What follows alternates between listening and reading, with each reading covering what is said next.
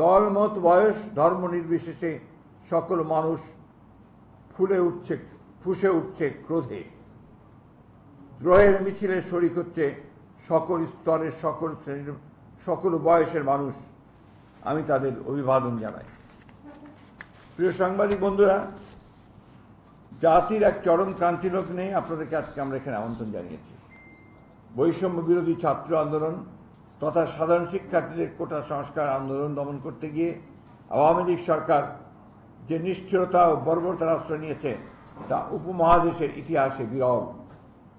আপনারা জানেন যে ব্রিটিশ আমলে জালিয়ানওয়ালার বাগে একটা হত্যাকাণ্ড হয়েছিল, যে হত্যাকাণ্ড এখন পর্যন্ত এই উপমহাদেশের মানুষ অত্যন্ত ঘৃণা ভরে মনে করে এবং সেই শহীদ যারা হয়েছিল তাদেরকে শ্রদ্ধার সঙ্গে স্মরণ করে।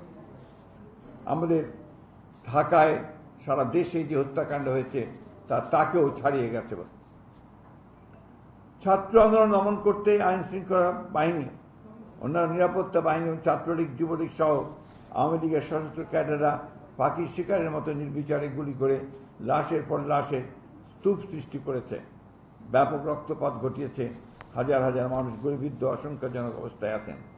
সরকার তাদের এই বর্বরতা আড়াল করতে সন্ত্রাসী বাহিনী দিয়ে কিছু স্থাপনাতেও ধ্বংসযজ্ঞ চালিয়ে এর দায় দায়িত্ব বিএনপি সহ বিরোধী দলের উপর চাপিয়ে দেওয়ার অপচেষ্টা করেছে। এই জন্যই মিথ্যা অভিযোগে নিরীহ ছাত্র জনতার সাথে বিএনপি ও অঙ্গ সংগঠন সহ অন্যান্য বিরোধী দলের সিনিয়র নেতা, কেন্দ্রীয়, জেলা, উপজেলা, ইউনিয়ন, গ্রাম পর্যায়ের নেতা কর্মীদের আটক করা হয়। আটক অভিযান এখনো চলছে। আন্দোলন দমাতে গিয়ে সান্ধ্য আইন দিয়ে সেনাবাহিনী নামিয়ে ভীতিকর পরিস্থিতির সৃষ্টি করা হয়েছে।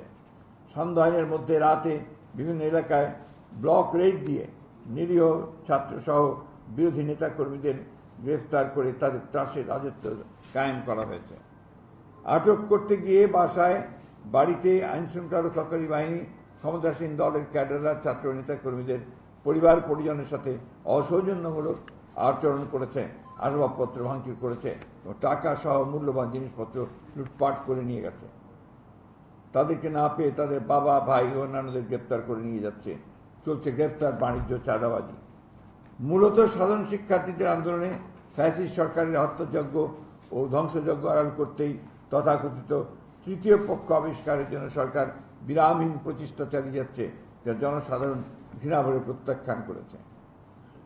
প্রিয় সাংবাদিক ভাই ও বোনেরা, সরকার প্রথম থেকে ছাত্রছাত্রীদের যৌক্তিক দাবি অস্বীকার করে নিষ্ঠুরভাবে দমন করতে প্রচেষ্টা চালিয়ে দেশকে ও নৈরাজ্যের দিকে নিয়ে যাচ্ছে।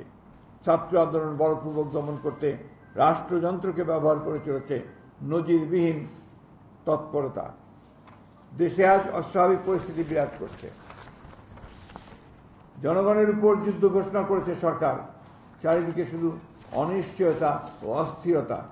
এর সম্পূর্ণ দায় রাষ্ট্র পরিচালনায় ব্যর্থ এই অবৈধ আওয়ামী লীগ সরকারের। শিক্ষার্থীদের বৈষম্য বিরোধী আন্দোলন দমনে, গণহত্যা, নৈরাজ্য, ধ্বংস, দমন, নিপীড়ন দেখে সারা বিশ্ব আজ স্তম্ভিত হয়েছে। সরকার ছাত্র, যুবক, শিশু, নারী সহ জনতাকে নির্বিচারে নির্দয়ভাবে হত্যা করে মানবতাকে হত্যা করেছে। সরকারের মানবতা বিরোধী সন্ত্রাসী কর্মকাণ্ডের বিরুদ্ধে বিশ্ব বিবেক জাগ্রত হয়েছে। দেশ বিদেশে সরকার ধিক্কৃত ও ঘৃণিত হয়েছে। দেশের সকল মানুষ এবং গণতান্ত্রিকামী বিশ্ব গণহত্যাকারীদের গ্রেফতার এবং আটককৃত নেতাকর্মী সহ নিরীহ ছাত্র জনতাকে মুক্তি দেওয়ার আহ্বান জানালেও সরকার বিভিন্ন কূটকৌশল করে পরিস্থিতিকে আরও জটিল করে তুলছে।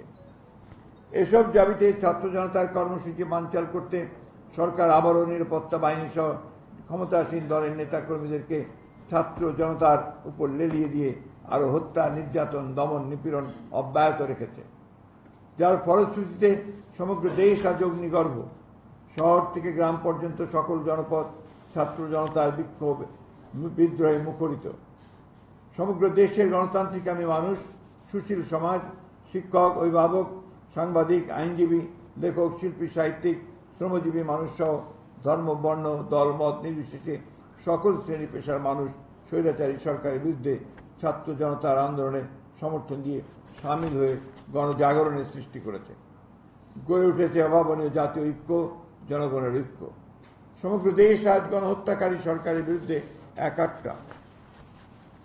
গ্রাম ও শহরের ঘরে ঘরে আর্তনাদের সাথে উচ্চারিত হচ্ছে খুনি সরকারের পদত্যাগের দাবি। এমন পরিস্থিতিতে বৈষম্য বিরোধী ছাত্র আন্দোলন গতকাল এক দফা দাবি অর্থাৎ স্বৈরাচার সরকারের পদত্যাগের দাবি সম্বলিত এক দফা ঘোষণাপত্র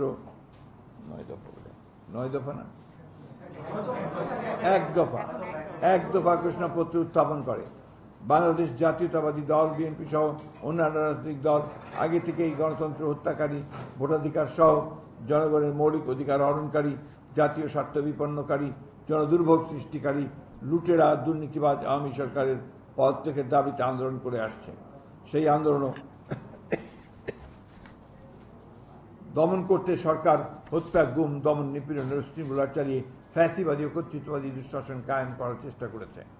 প্রিয় সাংবাদিক বন্ধুগণ, বাংলাদেশ জাতীয়তাবাদী দল বিএনপি বৈষম্য বিরোধী ছাত্র আন্দোলনের তথা আপামর জনসাধারণ উত্থাপিত এক দফা ঘোষণাপত্রের সাথে সম্পূর্ণ একাত্মতা ঘোষণা করছে। বিএনপি জাতির এই চরমক্রান্তি লগ্নে দেশ ও জাতির বৃহত্তর স্বার্থে গণতন্ত্র প্রিয় আপামর জনসাধারণ এবং বিএনপি অঙ্গ সহযোগী সংগঠনের সমস্ত নেতা কর্মী সমর্থক শুভরাজ্যদের প্রতি রাজপথে নেমে এসে জনতার সঙ্গে একাত্ম হয়ে গণহত্যাকারী স্বৈরাচারী সরকারের পতন ত্বরান্বিত করতে অসহযোগ আন্দোলন সফল করার আহ্বান জানাচ্ছে। শত শত শহীদের রক্ত বৃথা যেতে পারে না। ইনশাআল্লাহ ছাত্র জনতার বিজয় অবশ্যম্ভাবী। প্রিয় সাংবাদিক ভাই ও বোনেরা, তীব্র গণ আন্দোলনে পতন অবশ্যম্ভাবী জেনে আওয়ামী লীগ আবার সংঘাত সন্ত্রাসের আশ্রয় নিয়েছে। গত রাতে ঢাকা, চট্টগ্রাম সহ দেশের বিভিন্ন স্থানে তারা সন্ত্রাস সৃষ্টি করেছে। বর্তমানে কারাগারে আটক বিএনপি জাতীয় স্থায়ী কমিটির সদস্য আমির খসরু মাহমুদ চৌধুরীর চট্টগ্রামের বাড়ি, বিএনপি চেয়ারপারসনের উপদেষ্টা মীর মোহাম্মদ নাসির উদ্দিনের বাড়ি, চট্টগ্রামের মহানগর বিএনপির সাবেক আহ্বায়ক ডাক্তার সাদাত হোসেনের বাসায়, বর্তমানে আহ্বায়ক এরশাদুল্লাহ চট্টগ্রামের বাড়িতে আওয়ামী সন্ত্রাসীরা আক্রমণ করে অবৈধ অস্ত্র ব্যবহার করে গুলিবর্ষণ ও অগ্নিসংযোগ করেছে। বিএনপি জাতীয় নির্বাহী কমিটির আন্তর্জাতিক বিষয়ক সহ সম্পাদক ব্যারিস্টার রুমিন ফারহানার ঢাকার এলিফ্যান্ট রোডের বাসায়, মিরপুরের ঢাকা মহানগর উত্তর বিএনপির সদস্য সচিব আমিনুল হকের পারিবারিক রেস্টুরেন্টে হামলা চালিয়ে আওয়ামী সন্ত্রাসীরা আক্রমণ করেছে। সন্ত্রাসীরা রুমিন ফারহানাকে উদ্দেশ্য করে অকথ্য ভাষায় গালিগালাজ করেছে। তার বাড়ির আশেপাশে অন্যান্য বাড়িতেও সন্ত্রাসীরা আক্রমণ চালিয়ে ত্রাসের রাজত্ব কায়েম করেছে। আমিনুল হকের রেস্টুরেন্টে লুটপাট করেছে। কিছুক্ষণ আগে আমরা জানতে পারলাম আপনাদের মাধ্যমে যে শাহবাগে শান্তিপূর্ণ জনতার সমাবেশের মধ্যে তারা আক্রমণ করেছে এবং সেখানে গুলিবর্ষণ, গোলাগুলিও এই সন্ত্রাসীরা করছে।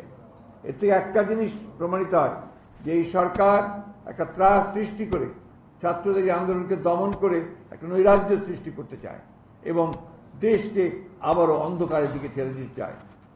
আমরা বিশ্বাস করি যে ছাত্র জনতার যে উত্তাল আন্দোলন শুরু হয়েছে, এই আন্দোলনকে দমন করে এই যে সমস্ত অপচেষ্টা, সেই অপচেষ্টাগুলো কখনোই সফল হবে না।